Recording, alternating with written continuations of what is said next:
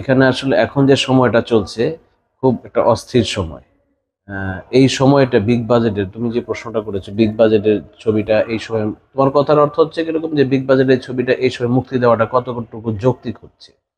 আসলে যৌক্তিক অযৌক্তিকের জায়গা থেকে এটা ভালো বলতে পারবে প্রডিউসার নিজে।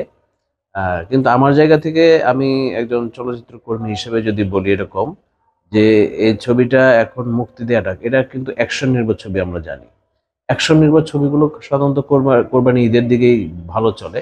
রোজার ঈদগুলোতে রোমান্টিক ফ্যামিলি ড্রামা এই জাতীয় ছবিগুলো চলে। আর এখন যে রাজনৈতিক একটা অস্থিরতা আছে, এই অবস্থায় ছবিটা রিলিজ দিলে এটা 2 সপ্তাহ বা 3 সপ্তাহ যে টানবে এমন কোনো গ্যারান্টি নাই।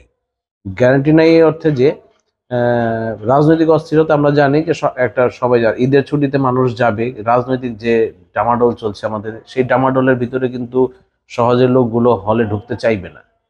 আমার কাছে যতটুকু রিপোর্ট যে ছবিটা ফুল অ্যাকশন নির্ভর এবং ছবিতে 3 দিন হাউসফুল হওয়ার মতন দর্শক যাবে। এই ছবিটা 3 দিনের আছে, কন্টেন্ট আছে ওই রকম।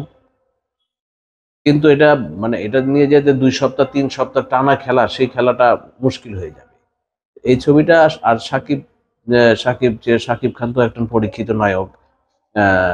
আমাদের কাছে মনে হয় যে এই ছবিটা যদি ফাঁকাট কোনো সময় যদি আসতো এটা আরো বেশি ভালো হতো।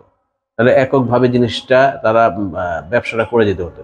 এখন এই ছবিটা যদি ব্যবসা করতে সামহাও, আমি জানি না আজকে পর্যন্ত, রবিবার আজকে 23 তারিখ, আজকে ছবিটা নিয়ে একটা সিদ্ধান্ত আসার কথা। যদি ছবিটা মুক্তি পায়ও তো সেক্ষেত্রে আমার কাছে মনে হয় না যে হলের রেন্টাল খুব বেশি তারা পাবে।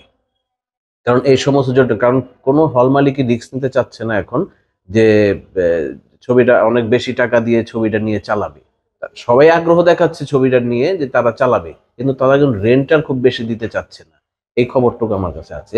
আর অন্যান্য ছবির ক্ষেত্রে শুধু এটা নিয়ে বলবো না, অন্যান্য ছবির ক্ষেত্রে যেটা বলবো, শাকিব খানের আর একটা ছবি এইবার ঈদের গুঞ্জন শোনা যাচ্ছে। গুঞ্জন বলতে যত আজকে রবিবার 23 তারিখের খবর হচ্ছে কি এফডিসি থেকে অ্যানাউন্স নিয়েছে এবং সেটা সেন্সর বোর্ডে সেটা জমা পড়েছে ছবিটা। সেই ছবিটা যদি আসে তাহলে শাকিব খানের হয়তোবা 2টা ছবি নিজের নিজের মুখোমুখি হবেন এই খান সাহেব। সেক্ষেত্রে অন্তরাত্মা ছবিটা এটা একটু সোশ্যাল টাইপের, সোশ্যাল রোমান্টিক টাইপের ছবিটা। এটা 4 বছর আগে এটা নির্মিত হয়েছিল। সেই ছবিটা এই ঈদের জন্য উপযোগী।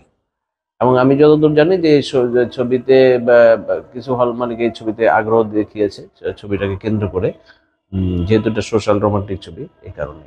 আর এছাড়া যে 2টা ছবি এখন আরো আছে, যেমন ওই যে দাগি আর একটা হচ্ছে ওই যে জঙ্গলি।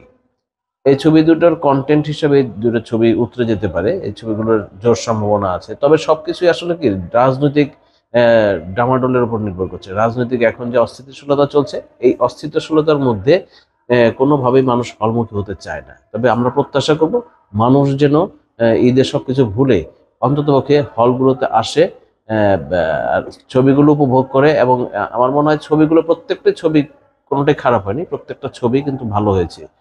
তারপরে আছে জিন 3 আছে সজলের, ওই ছবিটা শুনেছি খুব ভালো হয়েছে। তা আমার বিশ্বাস যে দর্শক ভালো জিনিস অবশ্যই গ্রহণ করবে।